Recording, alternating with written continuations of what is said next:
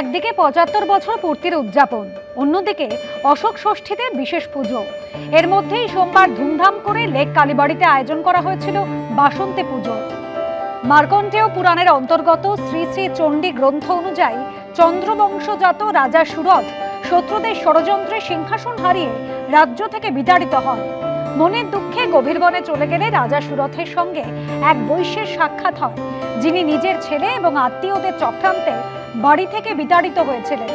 প্রতিকারের আশায় দুজনে মেধস মুনির আশ্রমে গেলে তিনি দেবী আদ্যাশক্তির আরাধনা করে তাকে প্রসন্ন করার পরামর্শ দেন।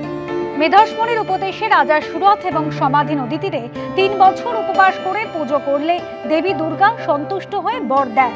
ব্রহ্মবৈবর্ত পুরাণ মতে বসন্তকালে পুজো সমাপন করে দেবী প্রতিমা নদীগর্ভে বিসর্জন দিয়েছিলেন, যা পরে বাসন্তী পুজো নামে বিখ্যাত হয়।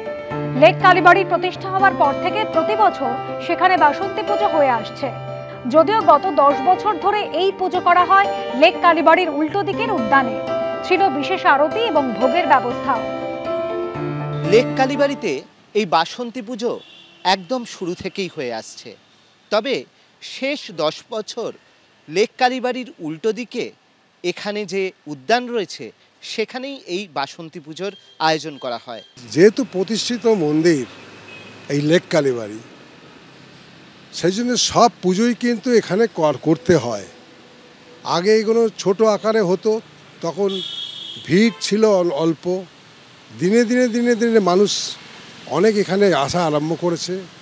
এখন ভিড় বাড়ার সঙ্গে সঙ্গে আমাদেরকেও কিন্তু সেই রকম চিন্তাভাবনা করে গত ১০ বছর আমরা এই মন্দিরের ঠিক লেক কালীবাড়ির উল্টো দিকে হরিপদ চক্রবর্তী উদ্যানে এই বাসন্তী পুজো থেকে আরম্ভ করে সব পুজোরই এখানে করে আসছি।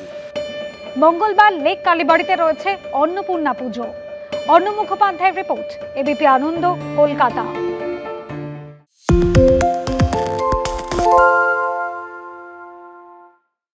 সত্য অন্তহীন, সত্যের খোঁজও তাই, সত্য সন্ধানে তাই আমরা অক্লান্ত, অকুতভয়। এবিপি আনন্দ নতুন ভাবনার প্রতীক, যা মনে মুক্ত, তথ্যে যুক্ত এবং যাবতীয় সীমানার বাঁধন থেকে মুক্ত।